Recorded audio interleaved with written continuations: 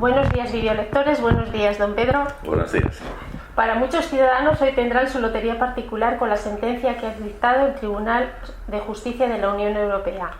El Tribunal de la Unión Europea ha impartido justicia a favor de los clientes de las entidades bancarias que tenían aplicada en su hipoteca la cláusula suelo, que no significa otra cosa que una cláusula que aparece reflejada en la escritura y que establece un mínimo de intereses a pagar en las cuotas de la hipoteca, no permitiendo bajar los intereses por debajo de ese mínimo, aunque en el mercado fueran inferiores y por consiguiente pudieran reducir el importe de la cuota de la hipoteca. Para que ustedes se sitúen, lectores, la cláusula suelo en España es ilegal y abusiva y por tanto el Tribunal Supremo declaró su nulidad el día 9 de mayo de 2013. Esta fecha sirvió como referencia para que los bancos devolvieran el importe cobrado abusivamente desde esa fecha, desde el 9 de mayo del 2013.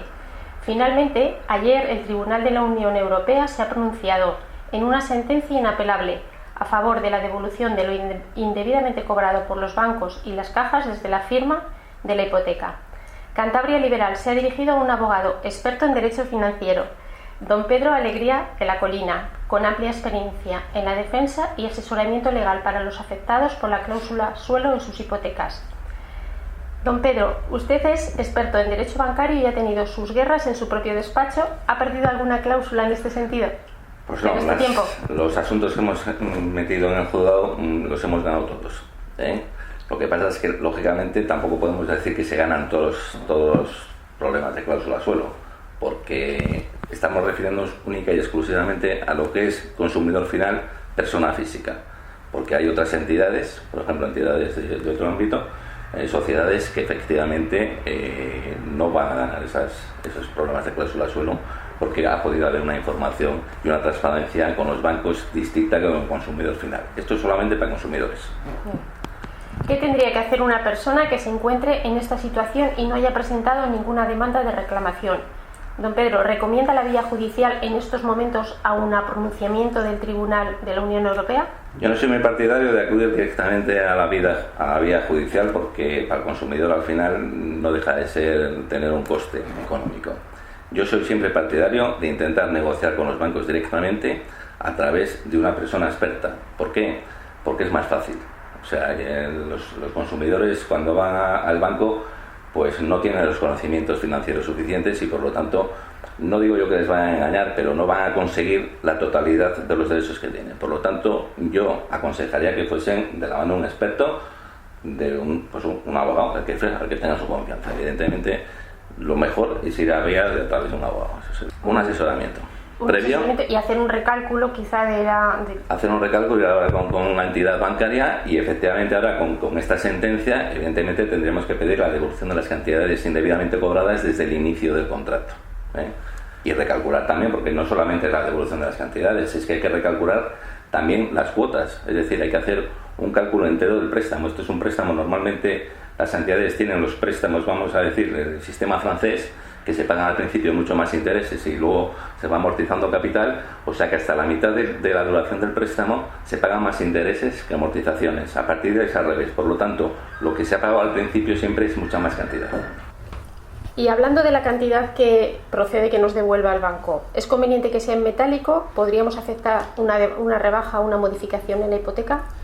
Vamos a ver, en principio la gente va a tender a querer recoger en metálico, lógicamente. Lo que pasa es que lo que hay que ver previamente es si es mejor, a lo mejor, hacer una amortización directa de ese momento o mitad y mitad, o sea, pero eso va en función de la gente. No tiene mayor importancia. No tiene mayor importancia. Lo único es que si tú amortizas, das una cantidad, para amortizar el capital, lógicamente las cuotas que se generen en el futuro van a ser menores. Pero bueno, en principio, eso que cada persona yo creo que es por lo que me dice a mí en la práctica, la gente quiere recuperar el dinero, lógicamente. ¿El reintegro de lo cobrado abusivamente por las cláusulas suelo se va a producir de forma automática o de oficio? ¿Podría ser? Vamos a ver, me extrañaría mucho que las entidades bancarias que tienen cláusulas suelo, que no son todas, porque hay dos excepciones, Banco Inter y Banco Santander, pues que de oficio, por dos razones fundamentales. Primero, porque la gente, si vamos a suponer el porcentaje que va a acudir a lo mejor a los tribunales o a hacer la reclamación, no va a ser el 100%. Será un 70, un 75, un 80. O sea, las entidades bancarias con esa estadística van a jugar. De oficio, si lo mandan de oficio, lógicamente tienen que pagar a todos desde el inicio. Y eso no lo van a hacer porque supone un coste importante. Y además me imagino que lo quieran diferir en distintos ejercicios. No es lo mismo pagar todo en el 2017, que si no se llega a un acuerdo, se hace una reclamación al defensor del cliente o al Banco de España, que eso se dilata en el tiempo. Si luego no llega a ningún acuerdo, tienen que proponer una demanda, pues lógicamente van a tardar tiempo. Por lo tanto, yo creo que las entidades de oficio no. Ahora vamos a ver las asesorías jurídicas centrales, a ver lo que dicen, y a ver qué posición van a adoptar. ¿Y cómo afecta este pronunciamiento del Tribunal de la Unión Europea para todas aquellas personas que han llegado a un acuerdo con su entidad? Yo creo que habría que diferenciar dos aspectos distintos. Primero, el que ha sido un acuerdo privado que está firmado en las entidades bancarias, yo creo que tendrían la posibilidad, habría que ver qué acuerdos han firmado, que tendrían la posibilidad de reclamar lo anterior, o sea, desde el inicio. Porque yo entiendo que se ha podido producir una falta de transparencia, o incluso, vamos a decir, que no es exactamente un engaño, pero bueno, vamos a decir que con esta sentencia tendrían la vía abierta para poder reclamar. No quiero decir que todo el mundo lo vaya a cobrar, pero yo creo que sí, que es factible. Los que hayan interpuesto una demanda ya y esa demanda la sentencia sea firme, ahí veo muchísimos mayores problemas, es decir, es muy difícil. Pero vamos a ver la posición que adoptan los tribunales, que también es importante, porque yo sé de algunos tribunales que no son los de Cantabria, pero en otros sitios. Por ejemplo, las sentencias de la retroactividad, los tribunales antes de lo mercantil, lógicamente están admitiendo siempre, es un tribunal más especial, vamos a decir, especializado. Los tribunales de primera instancia lo están limitando siempre a la sentencia dictada por el Tribunal Supremo, es decir, hasta 2013. Pero los mercantiles, que para mí son más especializados, tenían claro que cuando hay una cláusula que es nula, tiene que tener sus efectos retroactivos desde el inicio. Muy bien. Y hablamos de las personas que no han llegado a ningún acuerdo. Las asociaciones recomiendan a los afectados no firmar nada a cambio que el banco o la caja, si el banco o la caja les ofrece retirar la cláusula. Vamos a ver, hasta ahora han estado haciendo proposiciones. Hay algunos que han pedido devolución, hay otros que han dado cantidades, como si fuese una indemnización, no toda la cantidad, se han dado acuerdos de distinta índole, les han ofertado quitarles la cláusula a tiempo por una temporada, también les han dicho pues que dejan de aplicar la cláusula solo si se comprometen a no reclamar lo anterior. O sea, cada entidad ha hecho lo que ha creído conveniente, pero en definitiva siempre ha sido más para beneficiar a la entidad que para beneficiar al consumidor, porque si para pactar una cosa tiene que haber un beneficio para ambas partes. Si no, evidentemente, si usted va y dice yo quiero cobrar todo el 100%, evidentemente, pues claro, a veces tienes que acudir a los tribunales. El Tribunal Supremo ya se pronunció condenando a la devolución de los intereses cobrados indebidamente para 3 entidades y desde la fecha 9 de mayo del 2013. Hablamos del BBVA, de Nova Galicia y de Cajamar. Estas 3 entidades no tendrán que pagar los intereses con carácter retroactivo a la firma de la hipoteca, tal como se ha pronunciado el Tribunal de la Unión Europea, por considerarse cosa juzgada y no ser aplicable la sentencia de la Unión Europea. ¿Es así o puede que nos equivoquemos? No, vamos a ver.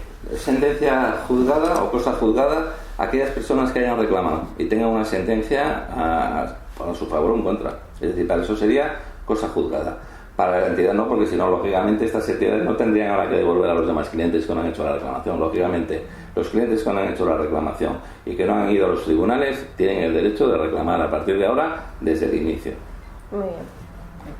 La sentencia se apoya en el restablecimiento de la situación en la que se encontraba el consumidor de no haber existido dicha cláusula. Y a partir de esta premisa nos preguntamos lo siguiente: ¿se puede considerar exclusivamente todas las cláusulas suelo nulas o no es una condición uniforme? No, per se la cláusula suelo no es nula. Lo que dice el Tribunal Supremo es que ha habido falta de información y de transparencia para el consumidor. Es decir, si yo hubiese pactado con usted directamente esa cláusula suelo, evidentemente a mí me obligaría. Pero no ha sido así. Normalmente se ha metido esa cláusula suelo de manera encubierta dentro de la escritura. No se la ha explicado, no se la ha informado al consumidor. Por lo tanto, si yo no sé lo que estoy firmando, lógicamente hay una falta de transparencia. Es lo que dice el Tribunal Supremo. Es decir, ¿por qué? Porque la cláusula en sí, en principio no hay cláusulas nulas de por sí. Es decir, si nosotros llegamos a un acuerdo y eso no perjudica al consumidor, evidentemente es una cláusula válida. Claro.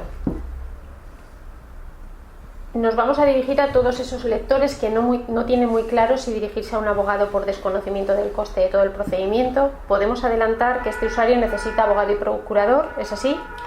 Para el procedimiento judicial, sí.